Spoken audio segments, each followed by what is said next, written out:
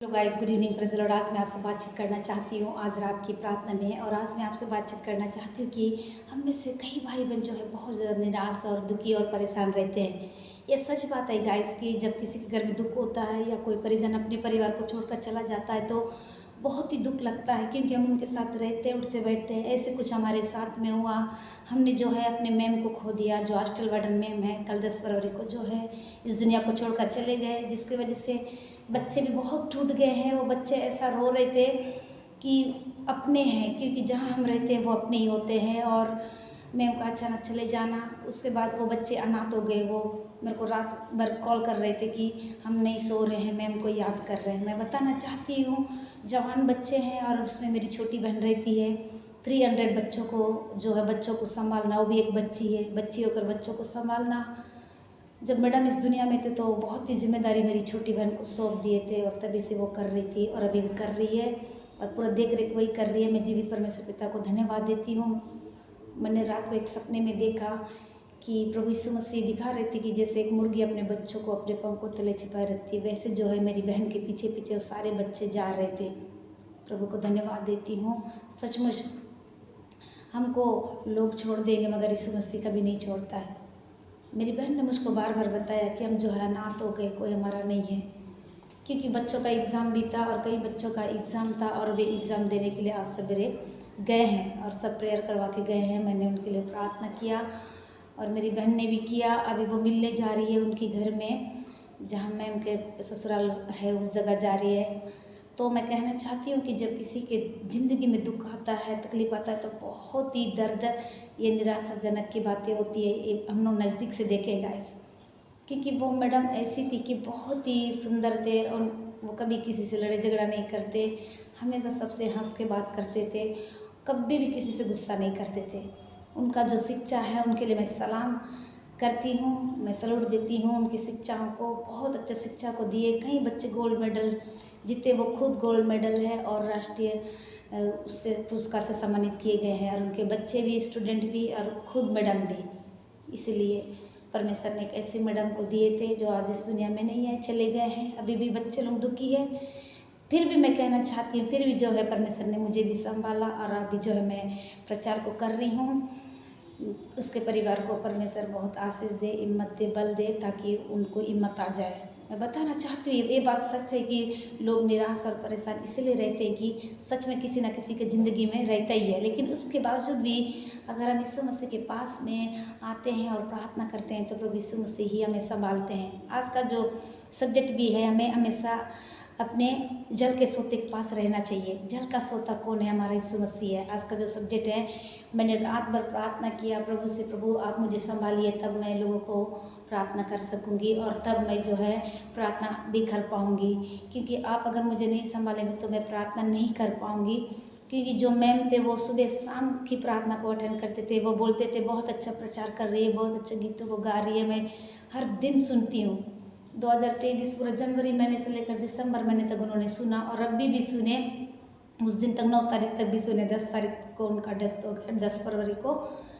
तो वो हमेशा संगति में बने रहती थी। मैं जीवित परमेश्वर पिता को धन्यवाद देती हूँ, आज वो इस दुनिया में नहीं है। वो बहुत ही अच्छे शिक्षक थे, बहुत ही सुंदर। वो कभी किसी से नहीं लड़ते और कभी किसी को गाली नहीं देते, हमेशा हंस के वो रहते थे। वो बेटी इस दुनिया से चले गए, उनकी यादें हैं, उनकी यादें ही हमारे लिए एक आशीष का कारण है। मैं धन्यवाद देती हूँ उनके परिवार के लिए। मैं दुआ करती हूँ कि प्रभु उनको भी अपने पास लेकर आए। तो मैं कहना चाहती हूँ कि कई समस्या बनी रहती है, लेकिन उन समस्याओं में भी निकलने के लिए परमेश्वर यीशु मसीह ही हमारी मदद करते हैं। ज़िंदगी में अगर कई समस्याएं आती है तो हमको प्रभु के साथ में बने रहना है। आपको मैं बता दूँ, मेरी छोटी बहन कह रही थी कि हम अनाथ हो गए हैं, पूरे बच्चे अनाथ हो गए, कोई नहीं है आगे पीछे। मैंने कहा यीशु मसीह है। मैंने रात को देखा कि एक मुर्गी जैसे अपने बच्चों को लेकर चलती है, वैसे बच्चे उनके पीछे जा रहे थे, मेरी बहन के पीछे, मैडम चले जाने के बाद। वो प्रभु यीशु मसीह है। तो आज का जो वचन है मेरा, मैं आपको शेयर करना चाहती हूँ। आइए आप मेरे साथ में निकाल लीजिए भजन संहिता 1 का 3 पद में, जहाँ पर कुछ इस प्रकार से लिखा हुआ है, वह उस वृक्ष के समान है जो जलधाराओं के किनारे पर लगाया गया है और अपनी ऋतु में फलता है और जिसके पत्ते कभी मुरझाते नहीं।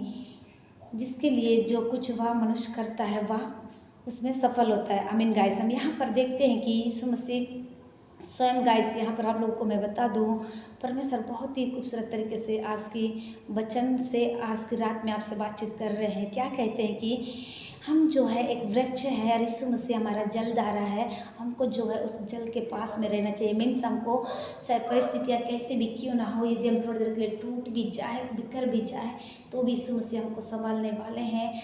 अगर यदि मैं टूट के रहूँगी तो बाकी लोगों को कौन संभालेगा। हाँ, कुछ देर के लिए लगता है कि हमको लोग छोड़ के चले गए हैं, फिर भी हमको संभालना है। मैं जीवित परमेश्वर को धन्यवाद देती हूँ फिर से मुझको मौका दिए कि मैं जो है प्रचार को कर रही हूँ। और घर में दुख भी हुआ है, फिर भी मैं प्रचार को कर रही हूँ, क्योंकि प्रभु हमको हिम्मत देते हैं।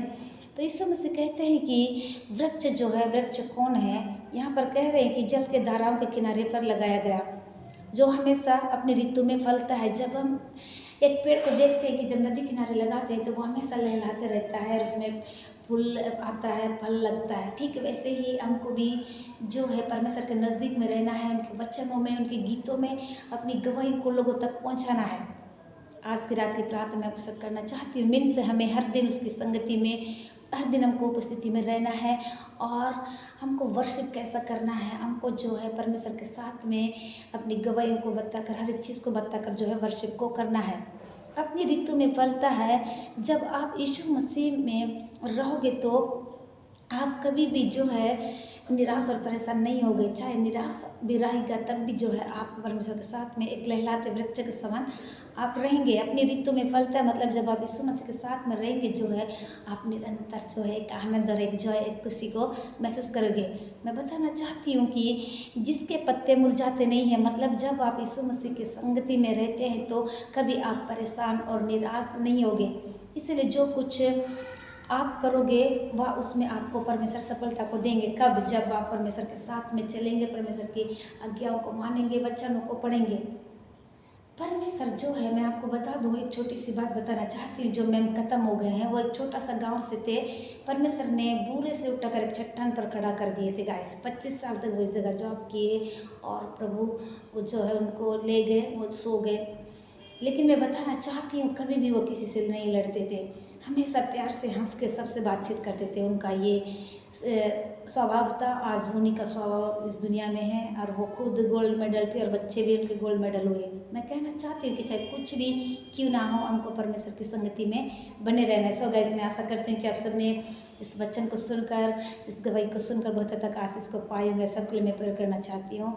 धन्यवाद, धन्यवाद जीवन के देने वाले सामर्थ्य में प्रभु यीशु मसीह। वाकई में प्रभु आप बहुत अच्छे परमेश्वर है पिता। आपके बगैर हम कहाँ जाएं, आपको समझना बहुत बहुत कठिन है पिता। हम आपका धन्यवाद करते प्रभु। आप बहुत ही महान परमेश्वर है, अति पवित्र है, अति आदर के योग्य प्रभु यीशु मसीह। आपका धन्यवाद करती हूँ, राजाओं के राजा, अति पवित्र प्रेमी पिता। इस वक्त जितने लोग मुझे देख रहे हैं, सुन रहे हैं, मैं आशा करती हूँ वे आशीषित हो रहे हैं। और जितने लोग प्रेयर लाइफ से दूर हो गए, पवित्र आत्मा उन्हें वापस लाइए, फिर से प्रेयर करने के लिए सहायता मदद कीजिए ना पिता। इस समय कई लोग पवित्र आत्मा अपने इंटरव्यू की तैयारी कर रहे हैं, अच्छा इंटरव्यू जाने के लिए सहायता करिए। कोई अपनी पढ़ाई के लिए पिता प्रार्थना करे, अच्छा पढ़ाई करने के लिए सहायता करिए। कोई इंटरव्यू तक जाकर वापस आता है, पूरा इंटरव्यू अच्छे से देने के लिए सहायता करिए। कोई अपनी पढ़ाई करना चाहता है पिता, कर नहीं पा रहा है प्रभु जी, वो पिता परमेश्वर किसी का पिता रिश्ता आता है, रिश्ता नहीं बनता है तो कच्चा रिश्ता देकर आश्रित करे पिता। कई लोग पिता टाइफाइड, शुगर, मलेरिया, उल्टी, दस्त, कैंसर से पीड़ित है प्रभु, आप उन्हें चंगा कीजिए, छुटकारे को दीजिए। कई लोग दुष्ट आत्मा से ग्रसित है, कई लोग कई प्रकार के प्रॉब्लमों में फंसे हुए हैं पिता। आप उनकी सहायता करिए, मदद करिए मेरे परमेश्वर पिता। सेनाओं के यहोवा, ओ पवित्र प्रेमी पिता, तीसरे दिन मुर्दों में से जीवित उठा खुदा, आज भी आप जीवित है पवित्र आत्मा। धन्यवाद करते प्यारे अंगरकारी परमेश्वर पिता। इस समस्या हम प्रार्थना करते मेरे खुदा रबो निवास सरियाला बारिक खंड निवास। इस समय जितने दास से लोग जहाँ कैसे कहीं के लिए जाते पिता, उनके आने जाने में सहायता मदद करिए। इस वक्त मैं और मेरा घराना मिलकर आपकी सेवा करने वाले हो सके। सारे बातों में मैं आपको देती हूँ, यीशु के नाम से इस विनती को मांगती, दया से सुनिए और कबूल करिए, आमीन।